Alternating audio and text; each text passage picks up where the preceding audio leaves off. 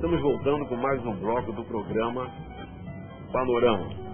Hoje, especialmente, recebendo o Dr. Paulo Badu, escritor, advogado e presidente por muitos anos da Comissão dos Direitos Humanos da UAB. Homem muito conhecido na sociedade da região dos Lagos. Paulinho, como nós carinhosamente chamamos, você já lançou o seu livro, uma edição? 3 edições. Mas eu me lembro bem dos nossos encontros ali na rua Casimiro de Abreu, e ali nós conversamos muito, né? E acredito que dali e da sua vida começou então a surgir a ideia do livro, não é isso? Desse livro. Como é que foi a sua iniciação, até a primeira publicação? Como é que foi? Qual o título do livro? A ideia do livro foi baseada naquilo que eu contei antes, da injustiça. O que eu fiz para ser preso um dia, para ficar apanhando da polícia militar, dos agentes do DOP, subir aquela escadaria da relação a capa? Foram 200 estudantes presos naquele dia, 200 colegas presos. E deve ter sido um sofrimento muito grande mesmo, porque naquela oportunidade, e na década de 50, quando o Partido Comunista saía da legalidade, a minha casa era cercada e o meu pai preso. Meu pai foi um grande comunista, um grande ativista. Muitas vezes preso, e ele sofria lá com bambu para poder enfiar na unha, para poder falar o que não tinha que falar, não sabia falar. Então eu imagino o seu sofrimento. Eu sinto uma dor nas costas até hoje. Passado 40 anos, eu sinto que uma pancada que eu levei daquele Carlos Moré, que era até presidente do Botafogo, e era diretor do DOP. Eu quando desci, ele virou, me deu uma pancada aqui nas costas, que eu saí rolando a estrada, e até hoje sinto uma pequena dor daquele tempo, um trauma daquilo. Eu não sei se é a dor, chama dor moral, mas aquilo ficou marcado comigo. E eu me vinguei dele uma vez, através do time da Cabo Friense. O time da Cabo Friense ganhou o Botafogo Caio Martins de 4-1. E a torcida do Botafogo partiu para cima dele para dar pancada nele. Eu comprei uma camisa do Botafogo, de um cara que está, quanto que é? Quer camisa vagabunda opcional. 50 pratas, mas eu botei, entrei junto e meti a porrada nele, junto com a turma. E vinguei.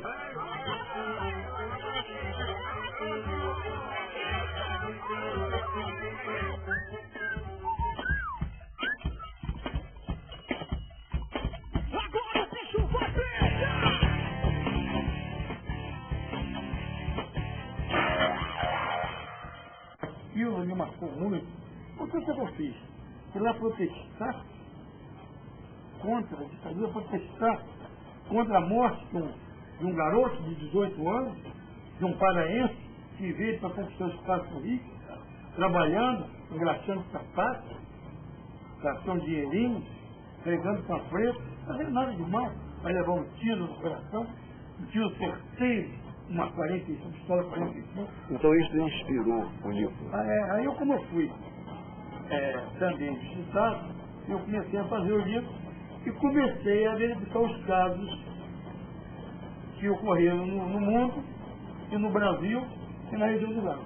Badu é um dos advogados mais antigos da nossa região. Ele foi um dos pioneiros da advocacia aqui e ele tem histórias contadas, aliás, em 1 ou 2 livros que bem retratam esse compromisso que cada um de nós tem que ter com os direitos humanos, com a defesa do que é pobre, do que não tem recursos financeiros, para se defender, para desenvolver a sua própria defesa. Ele é um profissional que tem esses exemplos aí. Comecei devagarinho, pegar caso por um, e todos os casos eu fui conferir, de um a um. E aí nasceu a ideia de lançar o livro, Pena de Morte, Seu Judiciário e Justiça. Lancei o primeiro, pequeno, o segundo, já na editora Biográfica de Minas, e o terceiro, capa dura, para estudantes universitários. Esses 2 últimos livros vendendo 45 mil. Então você fala também dos erros judiciais? Dos erros judiciais da justiça, porque o erro judiciário é só quando existe uma sentença de um juiz. E quando não existe uma sentença, é uma injustiça. Porque você fala dos erros da justiça, né? Das sentenças mal aplicadas. Isso é muito importante. Eu tenho mais de 200 no livro, todas elas catalogadas, com o número do processo, aonde foi, na Rússia, nos Estados Unidos, na Argentina, em todo lugar do mundo, na Índia. E alguma dessas sentenças aplicadas erradamente, a outra parte, em algumas delas, recorreu e conseguiu reverter uma situação, por exemplo? Assim, alguém que foi condenado inocente.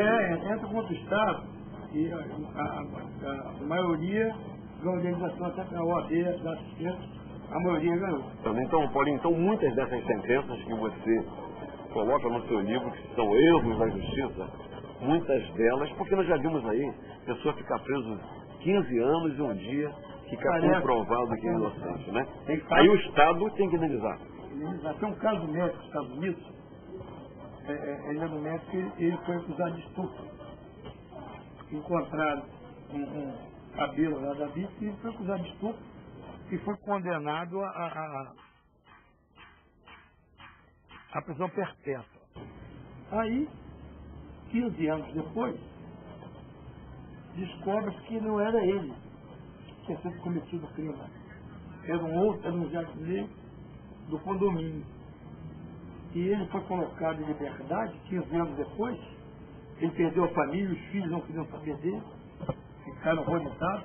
E ele era um médico famoso nos Estados Unidos. Então o que aconteceu? Quando ele foi solto, ele foi levado para o escritório do advogado dele, ele não sabia andar. Porque nos 15 anos ele só aprendeu a andar naquele quadrado. E ele não saía. Aquele monte de jornalista sendo entrevista, ele não saía, ele ficava naquele quadradinho ali, como se estivesse preso ainda. Marcou, sofreu a memória dele. Um médico famoso. E a mulher já tinha casado com outro, possuiu por isso. Quer dizer, e os filhos dele depois vieram pedir perdão a ele, por ter abandonado, acreditando na justiça dos Estados Unidos. Então, são casos assim de arrepiar. De arrepiar.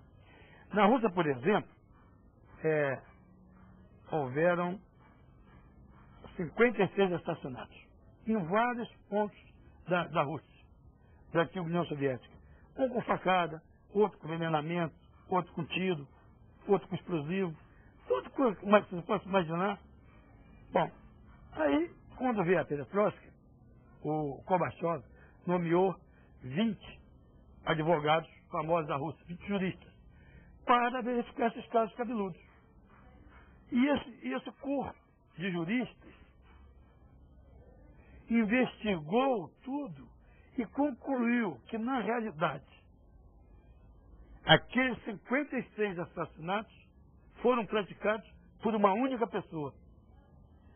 Quer dizer, aqueles 56 que foram vítimas e mais 56 que eram inocentes, são 112 pessoas. E era a única pessoa. E quem era essa pessoa? Yuri Kulov, o chefe de polícia de Moscou. Você vê como é que a justiça, como é que surge a todo momento. Eu me lembro do momento seu, quando você era vereador, e houve um mandato judicial para que um posteiro Geraldo saísse da casa. Mas antes do oficial de justiça dele chegar, tinha incendiado a casa do posteiro. Você foi lá, discursou, não deixou que o Geraldo fosse preso, nem saísse da casa. O pessoal apagou com balde d'água o fogo. E o oficial de justiça chegou lá e disse para o juiz que tinha incendiado a casa antes dele chegar.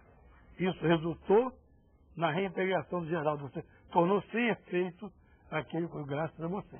Eu me lembro muito bem desse episódio. Você se lembra? Isso aí, inclusive, tem no meu livro, Luiz Neto na Serra Livre, é uma da... Estou contando um caso da viagem também na justiça que você participou. Você era novo ainda. É um novo, gigante vereador. Foi lá e conseguiu brigar e até o oficial de justiça não sentiu aquilo uma falta de respeito a ele, não. Sentiu uma falta de respeito à justiça. em Queimare lá, antes da chegada dele. Mas eu continuo mesmo assim, determinado, corajoso. Paulinho, nós vamos tomar mais um intervalo e depois nós voltaremos. Aí vamos falar das suas viagens ao exterior também, no próximo bloco.